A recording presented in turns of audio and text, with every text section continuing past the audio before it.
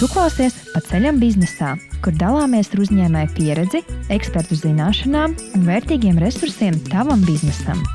Pārtiks biznesā pircējiem pieejama plaša izvēle un līdzās nelieliem ražotājiem darbojas arī lieli tirgus spēlētāji. Saldējumu tirgū šo izaicinājumu vēl pastiprina sezonalitāte, kas uzņēmējiem liek domāt ne tikai par produktu, bet arī par precīzu plānošanu, nemainīgu kvalitāti un spēju gudri pieņemt pārdomātus lēmumus. Kā radīt produktu kategorijā, kur izvēļi jau šķietami netrūkst, kā mazam ražotājiem sabalansēt kvalitāti, cenu un ilgtspējas principus. Un ko sezonāls bizness iemāca par disciplīnu, pacietību un spēju pieņemt nevienu radošus, bet arī ļoti praktiskus lēmumus. Mani sauc Jānis Zaļums, esmu Svedbanku uzņēmuma apkalpošanas daļas vadītājs, un šodien uz sarunu esmu aicinājis Molberts saldējums dibinātāju un vadītāju Ediju Masaļski. Sveiks, Edij! Sveiki! Molberts radās laikā, kad daudz ēdināšanas uzņēmumu cīnījās par tādu izdzīvošanu. Kas tavā gadījumā deva tev pārliecību tomēr sākt šo ceļojumu? Tā, tad es sākšu laikam mazliet no vēstures, kā mēs vispār Molbertu aizsākām. Mēs bijām tādā Covid laika epicentrā, kad uzņēmumi domāja, kā savilkt galus. Mums pašiem pirms Molberta vēl bija cits ēdināšanas uzņēmums, tā bija pizzerija pašā centrā, un ko mēs atvērām 18. gadā, un Molberts mums radās 21. gadā septembrī. Un, te pirmie gadi tai pizzerijai veicās tīri labi, mazliet tāda stagnācija iestājās, ka nezinājām, uz kuru pusi iet, un man par laimi atnāca Covid un sagriez visu kājām gaisā. Turpinājām strādāt, nezinot, cik ilgi vēl varēsim strādāt. Sakrājušies jau bija, pateicoties Covidam, arī pietiekami liela nodokļu parādi. Un tad tās fakts pēdējais salmiņš mums bija, ja ieņēma dienas pie durvīm klauvēja, ka tūlīt būs ciet, un tas bija tāds nedēļas, 2 nedēļu jautājums, un meklēju, kas ir vēl tie risinājumi, kā varētu izvilkt visu to laiku, un pieķēros vienai idejai, ko es biju tur tā veiksmīgi vairākus gadus jau atlicis, pamēģināt pagatavot saldējumu. Paņēmām, iztukšojām pēdējo kredītkarti, nopirkām lietotu mazu aparātiņu saldējumu. Ar tā domu uztaisam vienkārši neko gluži nerēķinot, kādam vajadzēs, nevajadzēs. Vienkārši uztaisam maksimāli labu produktu, tā kā, ja nevienam nevajadzēs, pašā pēdīsim bērniem mājās. Tā arī mums pirmais saldējums, paralēli vēl esošajam mēģināšanas biznesam. Uztaisījām pirmo partiju, nelielu saldētavu, izveidojam Instagramā kontiņu, paziņojam, ka mums ir saldējums, un interese bija pietiekami liela, un tā no mutē vienkārši viens otram ieteica, un mēs vēl uz tādu veiksmīgu vilnu notrāpījām, kas teica, citiem nebija veiksmīgs tas Covid laiks, bet mums paveicās ar to, ka cilvēki ļoti labprāt sūtīja uz mājām saldējumu, un visiem bija mājasēdes, un tā aizgāja. Sākām piegādāt uz mājām, un tā pamaziņam, drusciņām esam izauguši. Jā, mēdz teikt, arī katra krīze dod iespējas. Tieši tā, jā. Mums tā izteikti, jā. Ar vārdu Molberts parasti saprotam un asociējam ko citu. Tas ir krāsas, otas un kaut ko gleznot. Nevis ko garšīgu un saldu. Saka lūdzu, vai apzināti izvēlējies šādu nosaukumu un kā viņš īsti radās? Jā, tas bija diezgan apzināti. Man bija pirmais nosacījums, lai nebūtu tāda kaut kāda tieša saikne ar kaut kādu vietu, lai nebūtu gluži Rīgas saldējums, Jāņa saldējums vai kaut kas tāds vienkārši. Kaut kas pavisam drīzāk nesaistīts ar saldējumu.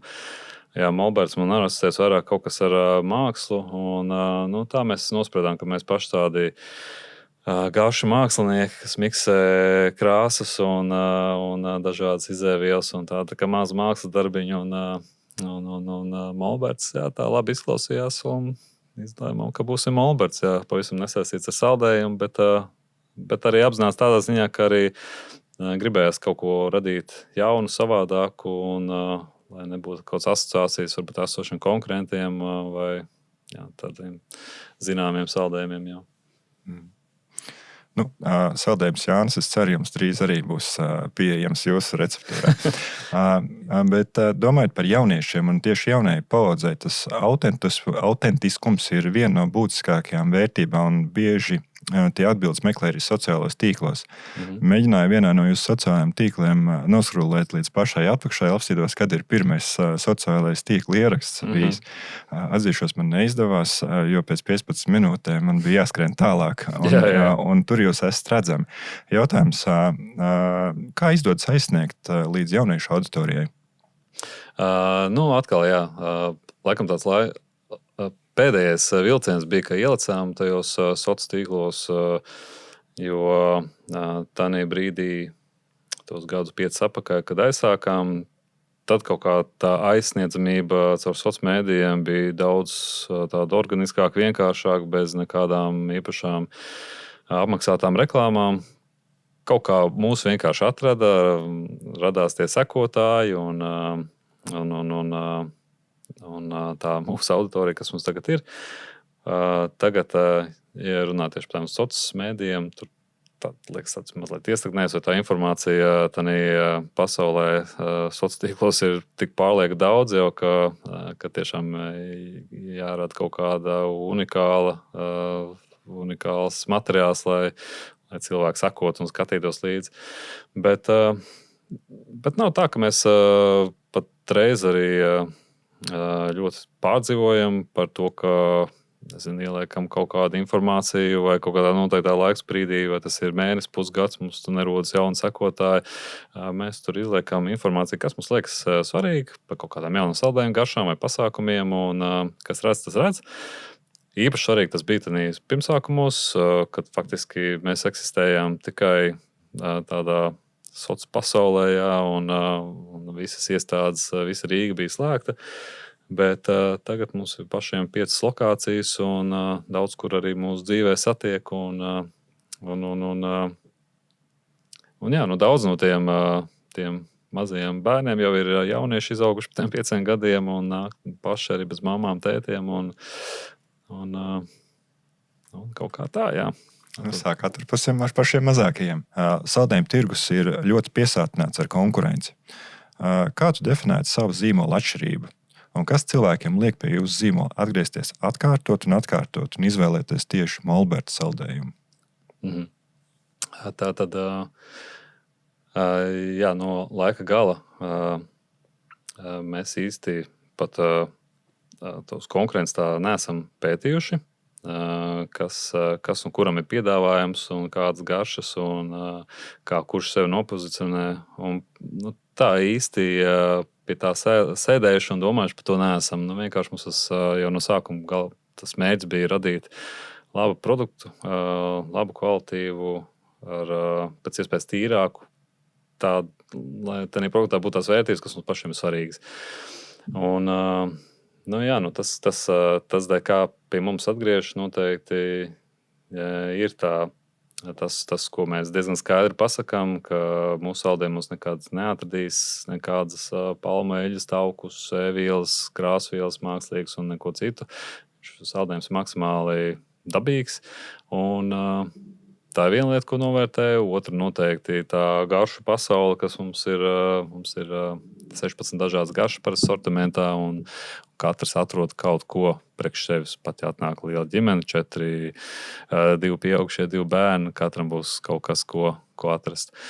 Un noteikti tā ilgspēja arī cilvēkiem aktuāla ir šobrīd. Tā atkritumu varbūt mazināšana kaut kā, vai lai aiz sevis mazāk kaut kas paliek.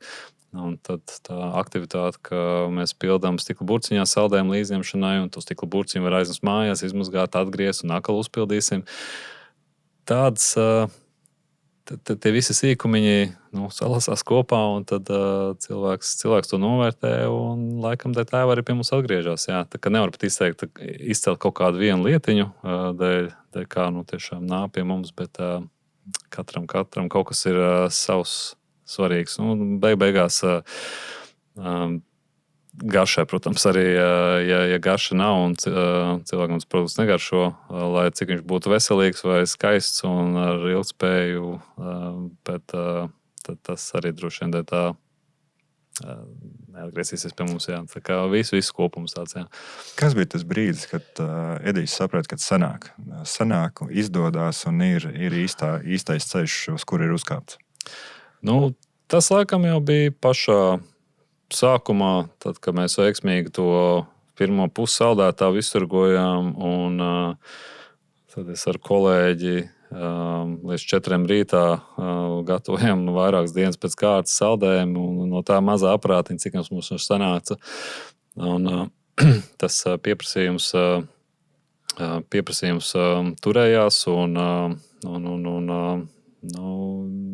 jā, vienkārši no tā brīža visu laiku esam kaut ko likuši klāt, gan kolēģis vairāk pieņēmuši, gan tehnikas efektīvākas. Un, jā, tas laikam diezgan ātri notika.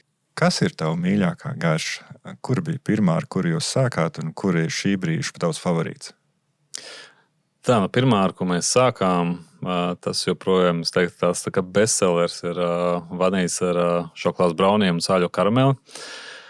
Tas ir tas, ar ko caur laiku galu visiem 5 gadiem cilvēki novērtējuši un vienmēr mums ir pastāvīgā sortimentā.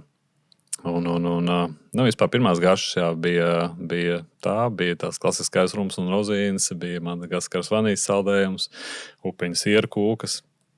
Ja nemaldos, vēl bija mūsu ķiršu šokolādes gabaliņiem.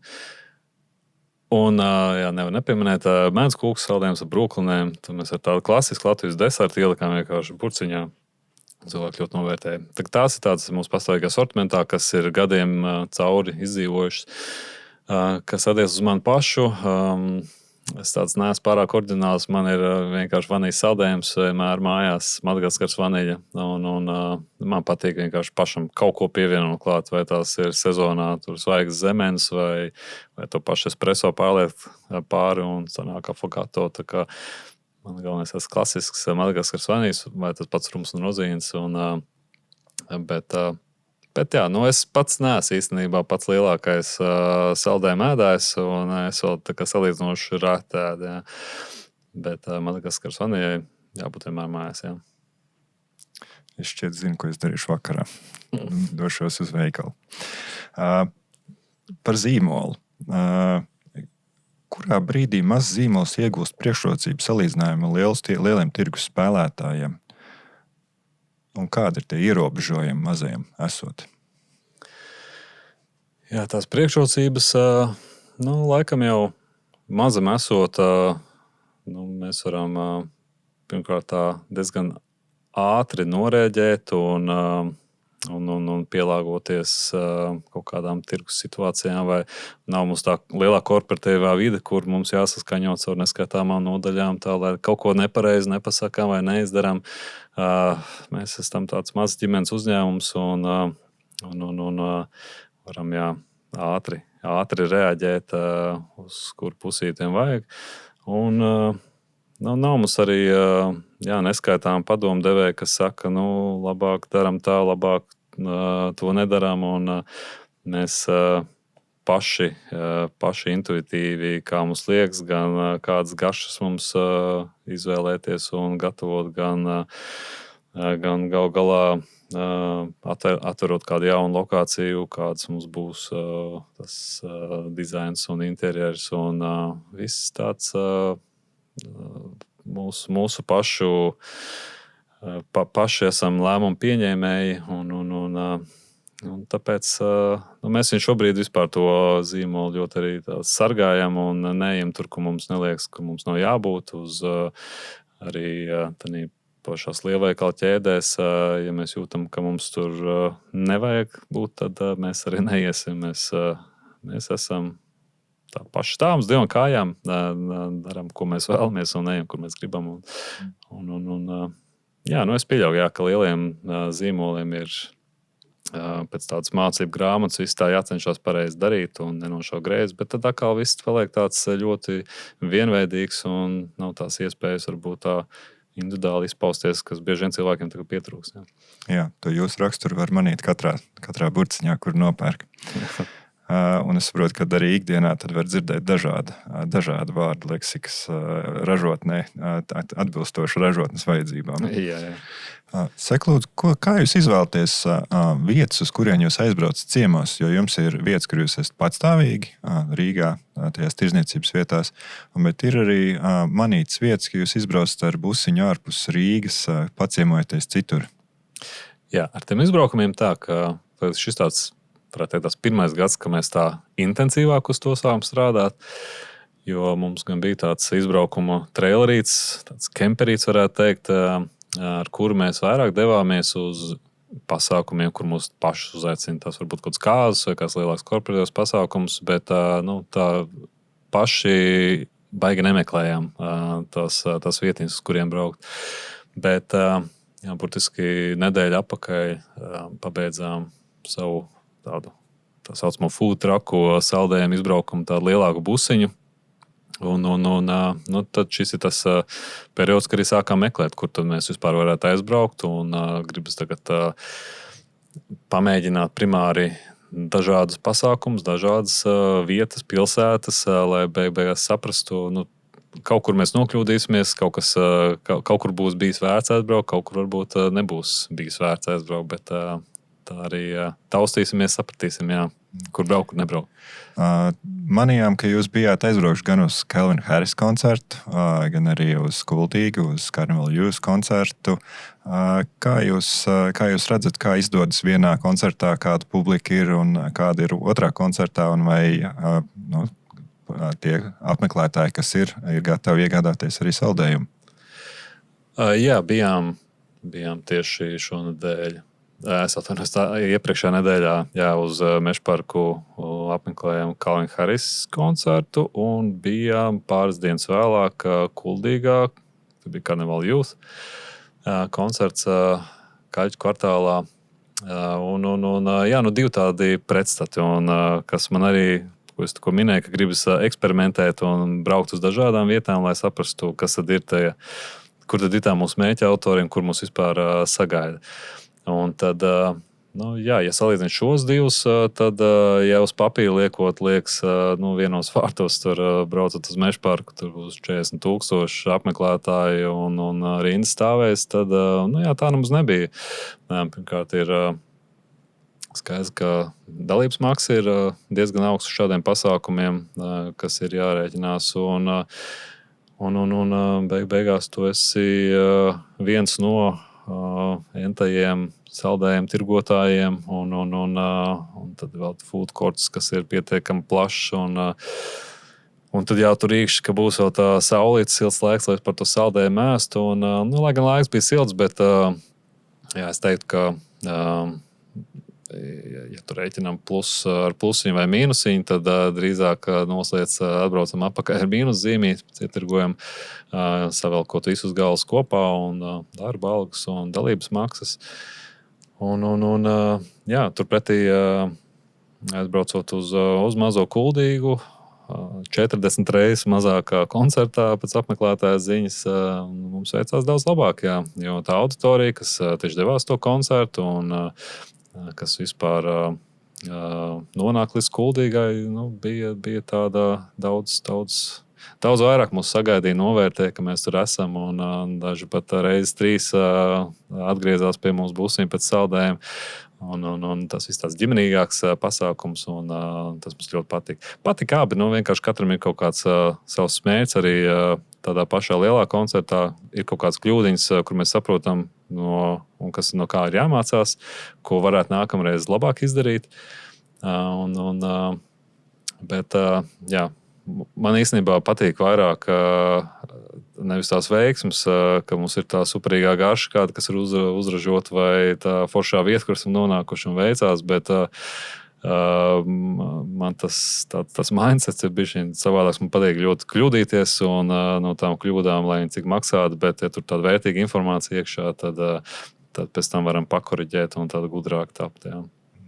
Tas arī izskaidro to, kāpēc saldējums un daudz citas lietas arī lielos koncertos maksā dārgāk nekā citur. Tas nenozīmē to, ka tirgotājs uz to ir vairāk spējis nopelnīt. Jā, tieši tā. Un tā arī mums tas moments, ka tā cena ir jāuzliek augstāka nekā varbūt mūsu esošās lokācijās, lai uz tām stundām, 6 kaut kā spētu atpelnīt to dalības maksu. Un, tas tāds brīdis arī, kur man pašam grūti tikt pāri, jo man gribās, lai tā cena būtu visos pasākumos, visos izbraukumos vienāda, jo tur noteikti būs kāds klients, kurš ar mani saldējumu sastapsies pirmo reizi, un man gribas, lai tā pieredze būtu tieši tāda pati kā jebkurā citā lokācijā. Un cena, protams, ir viens no faktoriem. Ja uz vietas lokācijā maksā saldējumu bumbiņu 2,90 €, un pasākumā viņi maksās tuvu 5 €, tad to arī sagaidīs par tiem 5 €, ka tur jābūt kaut kam tik unikālam, ka neaizmirstamam, ka tai cenai jābūt attaisnojumai.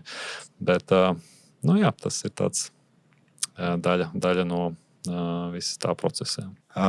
Saka, lūdzu, kad potenciālais pircējs paņem rokā Moldvartas saldējumu iepakojumu un ierauga gan vizuālo, gan arī cenu, ko tu gribētu, lai viņš tajā brīdī saprot par produktu, darbu un izvēlēm, kas aiz šīs cenas stāv? Mums bija svarīgi arī pašā sākumā jau, ja runājam par saldējumu, kas mums ir līdzņemšanā, ievietot nevis viņu paslēpt kaut kādā plasmas trauciņā, bet tā stikla burcīm mums šobrīd ir svarīga. Tā arī attaino to mūsu caurspīdīgumu, ja, ka redzam, kas tur iekšā ir. Un tas arī faktiski tādā pārnestā nozīmē arī parādījā, ka mums īsti nav ko slēpt. Un tas sastāvs saldējumam ir ļoti vienkāršs, īss, un pamatā tur ir tikai 5 sastāvdaļas, no kā saldējums top. Un tad papildus attiecīgi pēc garšas, tad mēs pievienojam, vai tur kaut kāds braunīs vai sāļo karameli, kādu biezenīti. Bet man tā arī gribētos, lai paņemot rokās, lai redz, ka produkts ir tas nav tāds masu produkts, bet ar augstas kvalitātes un tīrs, tāds nepiesārņots. Un, ja pagriež burciņiem otru pusi, kur mums ir sastāvs rakstīts, un viņš krietni īsāks būs kā jebkuram veikala saldējumam, kur tā liste ar izēvielām ir gandrīz pa pusi A4 lapu varētu atrast, un ar daudzām nesaprotamām vielām. Tā kā, man gribētos, lai primāri cilvēks redz, ka produkts ir augstsvērtīgs, kvalitīvs, un tas kaut kā automātiski arī garšā arī parādās. Mums nav īpaši nekas cits jāpievieno, jo tāds tīrs saldējums arī garšos daudz labāk nekā ar kaut kādām daudzām vielām papildināts. Jā. Patērētāji ar vien vairāk uztver ilgtspēju kā pirkuma pamata prasību, un priekšrocību iegūst tie zīmoli, kuri savu solījumu tiešām izpild, nevis tikai izmanto ilgtspēju kā vārda mārketinga nozīme. Pētījumi par marķējumiem rāda, ka bioloģiskais marķējums, proti bio, eko un dažādi citi, bieži vien strādā, bet uz jūsu marķējumu neko tādu nevar atrast. Ar lieliem burtiem un lieliem spilgti rakstītiem, izceltiem tādiem vārdiem. Jā, visi tie marķējumi. Es teikšu, ka es pat neesmu nodarbojies, lai visu izpētītu vai visām prasībām atbilstam, un mums vispār to marķējumu vajag.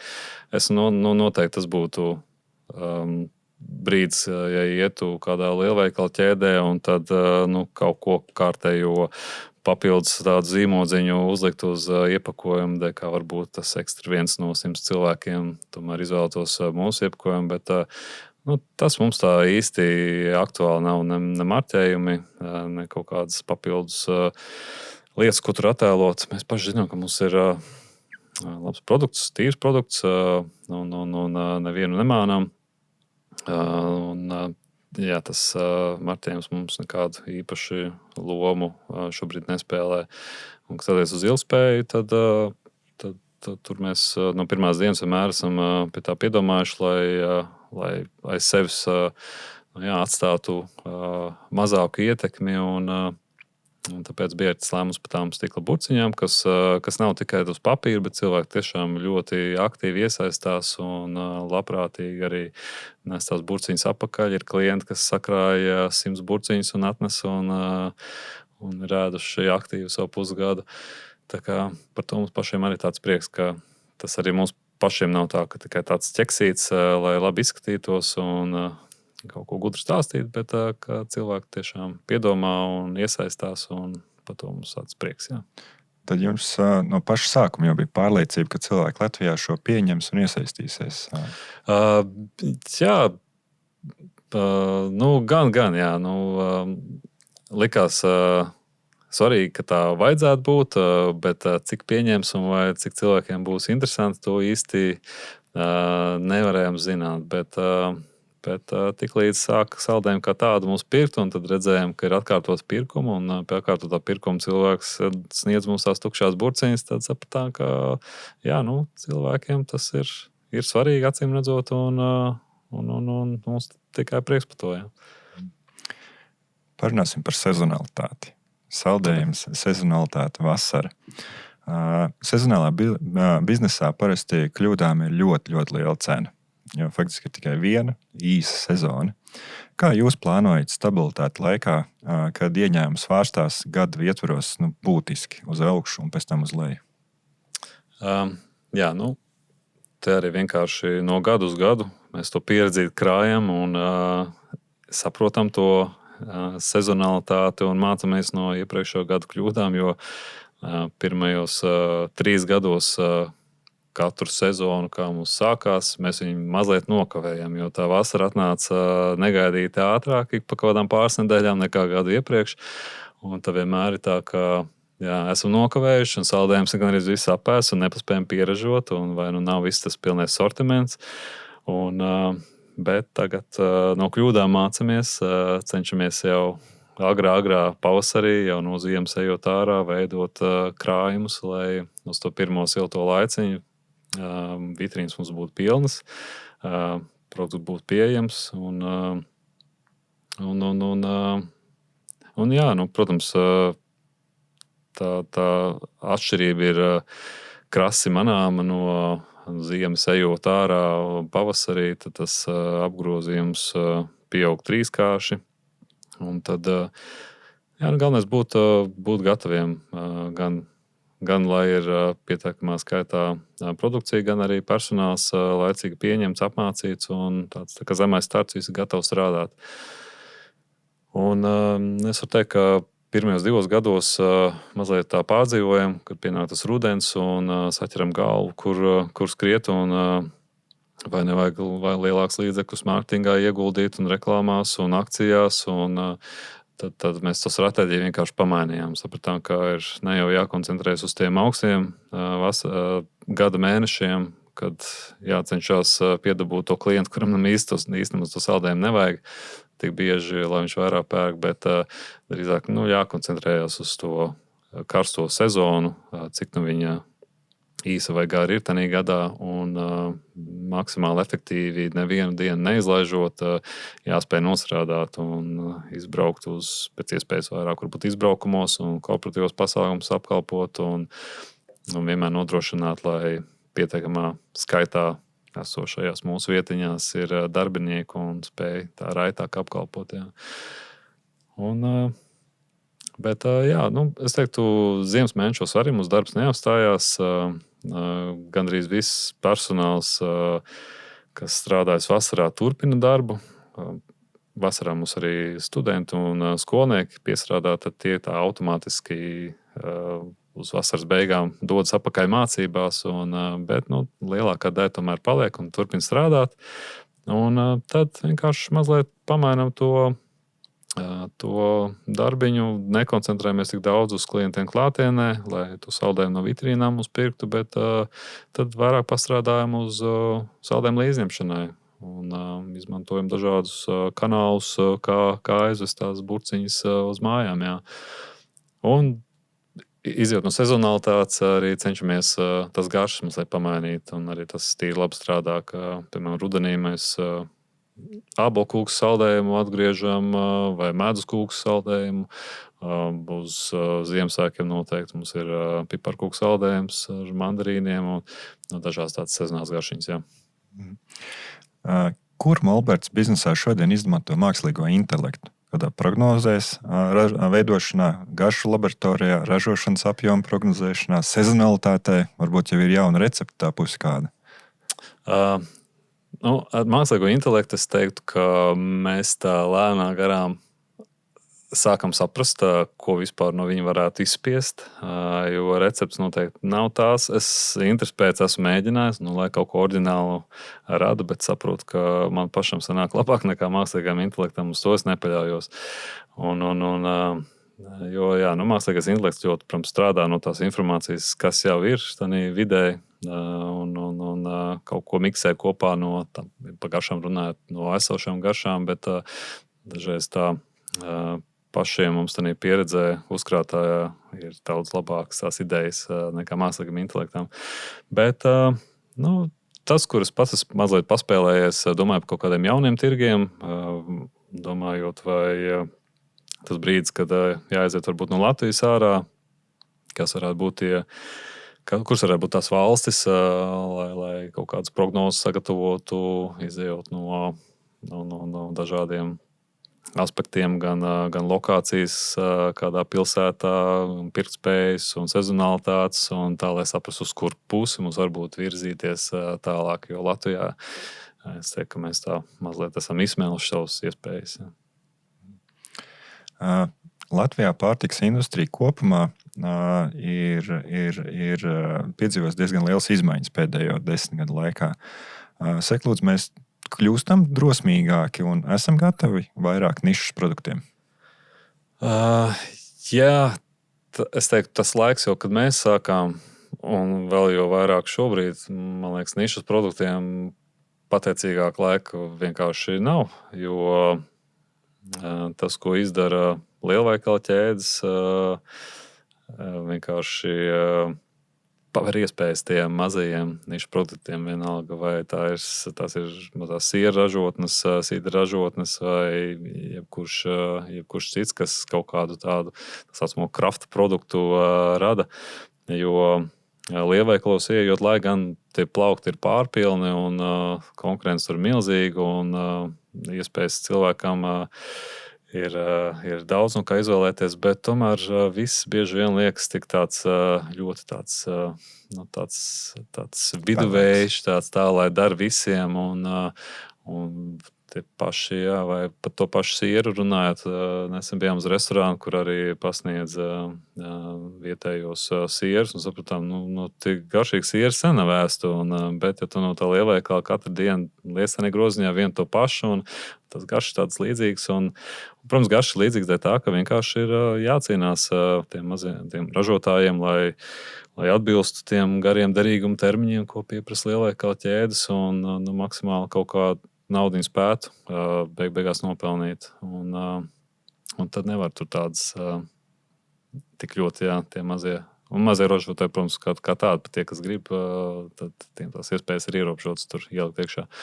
Bet, es teiktu, ka, ja kādam ir ideja, pie kā gribās strādāt, mazie nišu produkti ir ļoti labs laiks šobrīd. Jā. Cilvēki arī novērtē, meklē kaut ko jaunu, jaunas, unikālas garšas un pieredzes. Jā, faktiski lielveikali dod iespēju mazajiem produktiem izcelties. Jā, jo lielveikali turpina labāk darīt savu darbu, jo lielākas iespējas ir mazajiem ražotājiem ar kaut ko izcelties un piedāvāt kaut ko atšķirīgu. Jā. Kas ir tas, ko cilvēki no malas visbiežāk nenovērtē vai nesaprot par mazu pārtikas zīmolu veidošanu? Droši vien, ja cilvēks vēl nav iepazinis to attiecīgo zīmolu, varbūt nezin, cik daudz darba tiek ieguldīts un darba spēks, un ka tiem maziem nav tās iekārtas tik automatizētas, lai entos tūkstošus vienības stundā saražot, lai kurš ražot, bet tāds pamatīgs roku darbs un laiks, kas ieguldīts, un tāpēc arī beigās tā cena varbūt ir ir salīdzinoši augstāka nekā tādiem masu patēriņu precēm. Bet tad jau, kad sāk varbūt iedziļināties un saprotu, ka tu paši pārtiku runājot, ka gan garša tāda izteiksmīgāka un produkts ir tāds kvalitīvāks un būtu kaut kādi ētikas apstākļi vēl pašām olu ražošanā. Tad varbūt saprot, jā, ka ir vērts tos mazos arī atbalstīt un lieku reizi neizvēlēties varbūt kaut kādu lielveikalu produktu. Jā. Lūkojoties tuvāk nākotnē, kā tu redzi Molbergs attīstību? Kas ir tās lietas, kuras šobrīd gribas nostiprināt un attīstīt? Par attīstību runājot, mums tur tā attīstības stratēģija ir mainījusies laikam reiz 50, un tīpaši kaut kādus pirmos 3-4 gadus likās ik pa pusgadam ideja uz kaut kādu citu pusi doties kaut kā pašā sākumā. Vienmēr licies, ka nekur tālāk arī pa piegādēm uz mājām mēs netiksim. Tas ir tas mūsu lauciņš, gatavot labu saldējumu līdzņemšanai un piegādāt uz mājām. Un tad, protams, pienāca diena, kad viss mājasēdes beidzās, cilvēki atgriezās darbā pēc Covid un sāka nākt uz vietas. Tad sapratām, ka jākoncentrēs laikam vairāk ir uz vasaras sezonu un apkalpot klientus uz vietas. Un tad bija kaut kāda ideja arī par tām pašām lielveikalu ķēdēm, tik līdz sāku uzrunāt, ka varbūt tas ir tas ceļš, kur jāiet, bet kaut kā dabīgi vienkārši darbojoties un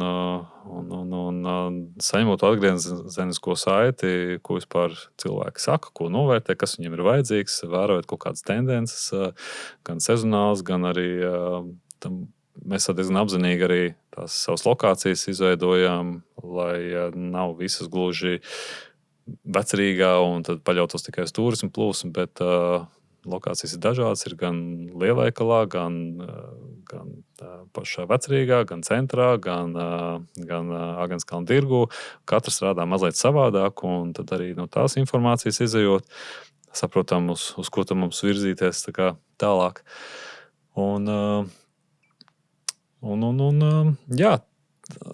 Turam rokas pulsu un skatāmies, kur tālāk doties. Dažreiz tās iespējas mūs kaut kā pašas atrod, un tad arī izvērtējam.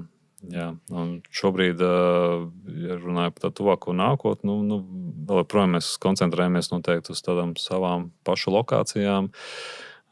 Iespējams, kaut kāds B2B klients varētu sākt apkalpot, kas varētu būt kaut kādi mazie bioveikaliņi vai restorāni, varbūt, kas bieži arī jautā pēc laba saldējuma, ko klientiem pasniegt. Tad skatāmies, kā mums tālāk veiksies, un gan jau pienāks diena, kad arī kaut kur ārpus Latvijas tiksim tālāk. Vai pašā sākumā pats arī devies līdz vedot uz mājām, piegādājot saldējumu? Es pats pašā sākumā devos līdzi. Es pats pašā sākumā pilnīgi visu darīju. Gan izveidoju pirmo etiķeti, jo naudas nebija, un vajadzēja atrast iepakojumu, pašam etiķeti uztaisīt, pašam sagatavot saldējumu, recepts izdomāt un arī braukt uz Liepāju, Valmieru, visur, kur vajadzēja. Tā kā tiem visiem procesiem esmu bijis klāt un joprojām esmu pietiekami tuvu. Arī pašs recepts joprojām pats izdomāju. Un radām. Par sezonalitāti. Tavs viens ieteikums tiem visiem biznesa jaunajiem uzsācējiem vai nākotnē vēloties uzsākt biznesu šajā. Ne tikai šajā, kas ir saldējuma biznesa, bet vispār, kur ir sezonalitāte. Kāds ir tavs ieteikums vai veiksmes formula? Kā uz to vislabāk paskatīties? Tas pašs savu pieredzi, ko es jau minēju, noteikti koncentrēties tiešām uz to sezonu, nevis domāt pēc tam, kas būs pēc tās sezonas un nesezonā. Un vienkārši saprast, lai kāds biznes tas būtu. Līdzīgi kā ziemā ar slēpošanas trasēm, tur arī jābūt zemajā startā, pirmais sniegs un visam ir jādarbojas. Tad jebkurā arī citā sezonas biznesā vienkārši laikcīgi jāsaprot, kad tā sezona sāks un kas viss ir tas nepieciešamais, lai veiksmīgi startētu sezonā, nenokavētu viņu. Jo veiksmīgāk to sezonu izmantosiet, jo pēc tam arī mazāk raizes būs pēc tās sezonas, lai sagaidītu atkal nākamo sezonu.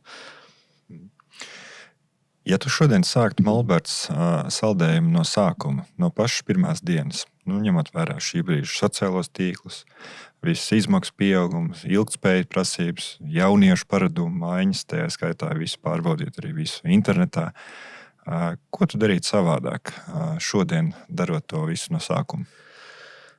Ja es šodien sāktu Molbertu, pirmnosim, ka jau tāds Molberts sākt eksistēt, es droši vien vienkārši Molbertu nesāktu. Jo dažreiz stāvot arī mūsu ražotnītē un skatoties apkārt, es teiktu, priekš manis tas ir pietiekami īsts laiks, lai, cik mēs esam izauguši. Un ja man kāds uz 5 gadus atpakaļ parādīja to vīziju, kur mēs varētu būt, man absolūti nebūtu nekāda sapratnes, kā vispār līdz tam nonākt, it īpaši šeit Latvijā ar tām mūsu īsajām vasarām. Jā, bet kopumā, protams, ir tāda vēlme būtu, un tas saldējums būtu tas, kas mani saista, un tāpat ķertos klāt, laikam īpaši nedomātu, kur būt sociālajā mēdī, gada tirdziņi, kā to sākt. Vienkārši jāķerās klāt, jārada vislabākais produkts, ko tu spēj radīt, tā, lai tev pašam būtu prieks. Un tad jau tie klienti atrodas vienkārši sākot darboties, nevis tikai sēžot un domās, analizējot un plānojot tos nākamos soļus, bet esot reāli darbībā, viss kaut kā pats sāk notikt. Un klienti nāk, un no viņiem nāk, ja labs produkts, atnāks vēl jauni klienti un sapratīs, kuros laikos viņi nāk un kur viņus vairāk varbūt novērtē to tavu produktu. Un viss tā mums tas vienkārši notikās. Jā, pa tiem pašiem sociālajiem mēdījiem tas bija vienkārši tāds bezmaksas rīks, ko tajā brīdī varēja izmantot, jo tajā brīdī naudas nebija. Un tad vienkārši tu ieslēdz to domāšanu, ko bez naudas tu vēl vari iesākt. Un visas iespējas ir jāizmanto. Arī tie paši piegādes aplikācijas, Volts, Bolts. Tur mums vienkārši vajadzēja, nedomājam, vai mēs tur nenopelnīsim, bet tā mums tā kā bezmaksas reklāma, ja mēs kaut kur parādamies, cilvēki par mums uzzina, un tas arī jāizmanto, jā. Un, ja labs produkts vai pakalpojums, tad viss tālāk jau pats notiekās, kā jānotiek. Ar intuīciju, nojausmu un labu pakalpojumu, labu produktu, tad var ļoti tālu tikt. Jā, tieši tā. Galvenais jāizvēlās tāds produkts pakalpojums, pa ko pašam tāda interese ir un var krist un celties. Un, ja kaut kas ir tiek darīts tikai naudas dēļ, kad tur varētu nopelnīt, bet tādā ilgtermiņā tā interese pašam pazūd, tad tur laikam nekas nesanāks. Vienkārši jādara tas, ko jūt, ka vajadzētu darīt. Jā. Edij, paldies, ka atradi laiku šajā vasaras sezonā, kad vēl sezona ir pīķī, atnākt pie mums ciemos uz sarunu. Paldies par sarunu, un lai vasaras sezona turpinās vēl gara, un tava sezona nebeidzās tik ātri kā tikai augusts. Paldies tev! Paldies par vēlējumiem! Paldies! Paldies par klausīšanos! Ja tev patika šī epizode, piesako mums, lai nepalaistu garām jaunākos ierakstus. Komentāros iesaki nākamo sarunu tēmas vai viesus. Uz drīzu tikšanos!